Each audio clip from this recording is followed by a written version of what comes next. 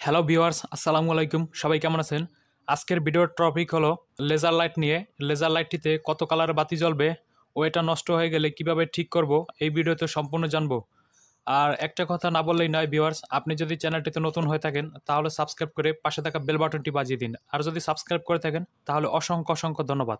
ভিডিওটি না টেনে সম্পূর্ণ দেখার অনুরোধ রইল। চলুন তাহলে শুরু করি। প্রথমে বক্সটি খুলে নেব।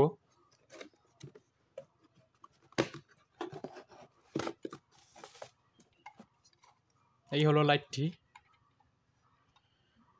এটার সাথে একটা চার্জার ছিল, চার্জারটা নষ্ট হয়ে গেছে। লাইটটির জন্য কিভাবে চার্জার তৈরি করব আপনাদেরকে দেখাইতেছি একটু পরে।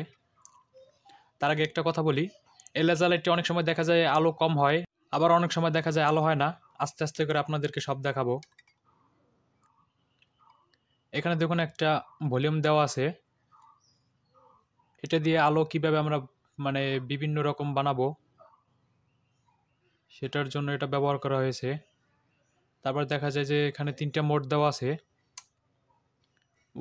ওয়ানে যেমন দেওয়া আছে এখানে সাউন্ড, 2তে দেওয়া আছে অটো মোড, মানে অটো মোডে জ্বলবে।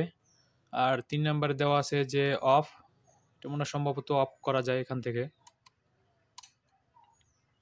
আর যেখানে দেখেন যে মাইকের চিহ্ন দেওয়া আছে, মানে যদি কোনো সাউন্ড বক্স বাজানো হয় পাশে, তাহলে ওই সাউন্ডের আর কি বিডের সাথে হয়তো বা বাতিটি জ্বলে। আমরা এটা সম্পূর্ণটাই দেখাবো। মূলত লেজার লাইটটি চার্জারের কারণে সমস্যা হয়, কারণ চার্জার অনেক সময় দেখা যায় যে লুজ কালেকশন করে। এই লুজ কালেকশনের কারণে বেশি সমস্যা হয়। যেহেতু আমার চার্জারটি নষ্ট হয়ে গেছে, তাহলে এটার জন্য একটা চার্জার তৈরি করব। তার জন্য কিভাবে চার্জার তৈরি করব আপনারা সম্পূর্ণ দেখতে থাকুন। আমাদের এর জন্য প্রয়োজন হবে একটা মোবাইল চার্জার। এটা আমি পুরনো একটা মোবাইল চার্জার নিয়েছি। এখানে মোবাইলের কর্ডটা ছিল, কর্ডটা আমি কেটে নিয়েছি। যে কর্ডের মাথায় যে তার দুইটি আছে, এই তার দুইটিকে আমরা ব্যবহার করব। আপনার ইচ্ছে করলে যে কোনো মোবাইলের চার্জার ব্যবহার করতে পারবেন। আমি যে চার্জারটা নিয়েছি এটা হলো DC 5 ভোল্টের চার্জার। তারটা একটু কেটে মাথাটা বের করে নেব।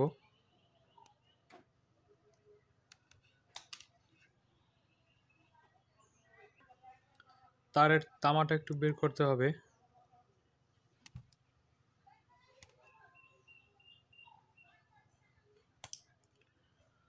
তামা বের করে নিয়েছি। এবার আমাদের প্রয়োজন হবে এরকম একটা লাইট জ্যাক। আপনারা যে কোনো ইলেকট্রনিক্সের দোকানে এরকম জ্যাক পেয়ে যাবেন। বললেই হবে যে আমার একটা জ্যাক লাগবে, লাইট জ্যাক লাগবে। জ্যাকটিকে খুলে নেব। জ্যাকটিতে একটু খেয়াল করেন যে এখানে দুটি সংযোগ আছে। এই যে বড় পিনটি এটা হলো নেগেটিভ লাইন, আর এই যে ছোট লাইনটি এটা হলো পজিটিভ লাইন। এখন তার দুইটার মাথায় হালকা একটু রাং ধরাবো।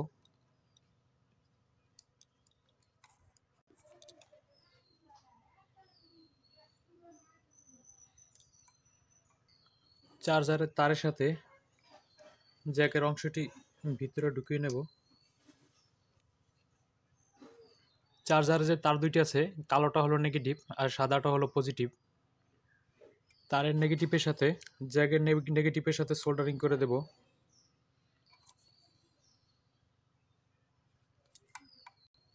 তারের পজিটিভের সাথে জ্যাকের পজিটিভের সাথে সোল্ডারিং করে দেব।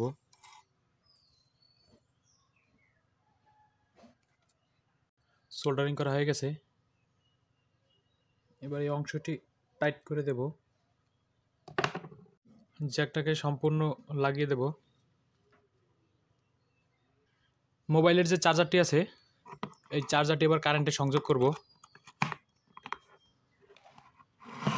এবার এটাকে লাইটটির যে ডিসি পোর্ট আছে, এই যে দেখুন লাইটটির এক পাশে এক সাইডে একটা ডিসি পোর্ট দেওয়া আছে, এই পোর্টের সাথে সংযোগ করব।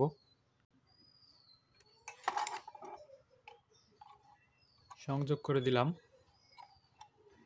এবার দেখুন ভিতরে যে কুলিং ফ্যানটা আছে, ফ্যানটা চলতে আছে। এই লাইটটা কত সুন্দর জ্বলতে আছে।